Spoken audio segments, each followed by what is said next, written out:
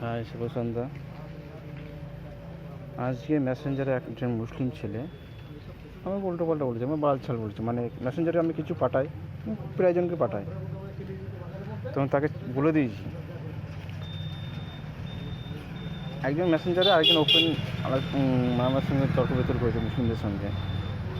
তো তাদেরকে বলেছি, টোটাল পশ্চিমবঙ্গে তোরা ইসলামিক রাজ্য বানিয়ে দেখা দিচ্ছে প্রথম কথা, আর আমার ক্ষমতা তাহলে আমি আটকে দেখাবো। তা বুঝতে পারছো রাজ্যটা কোথায় যাচ্ছে, মুসলিমদের এত পাওয়ার কোথা থেকে আসছে। হিন্দুদের মরণ হিন্দুদের জন্য, কারণ কি হিন্দুরা আজকের দিনে কটা করে সন্তান নেয়, বেশিরভাগ একটা কি দুটো।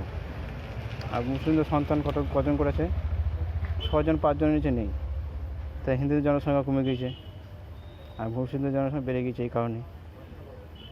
আর ওদের 5জনের মধ্যে 2জন মারা গেল কোনো যা আসে না, কিন্তু আমাদের বেশিরভাগ জন একজনের করে সন্তান, একজনের যদি একটাই মারা যায় তাহলে কী হবে বলুন।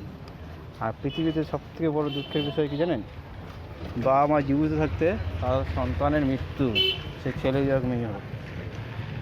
এবার চিন্তা করে দেখেন সামনে বিধানসভা ভোটে কী করবেন। কারণ গত 15 বছরে তৃণমূল সরকার রাজ্যটাকে পুরো ভিখারি বানিয়ে দিয়েছে। প্রত্যেকেরকে বাটি ধরে যাচ্ছিল, কারণ মাথা পিছু ঋণ কত, 80,000 টাকা। মানে আজকে আমার মাথায় 80,000 টাকা ঋণ, আর যে জন্ম নেবে তার 1,000 টাকা, তার মাথায় 80,000 টাকা ঋণ। এবার চিন্তা করেন কী করবেন।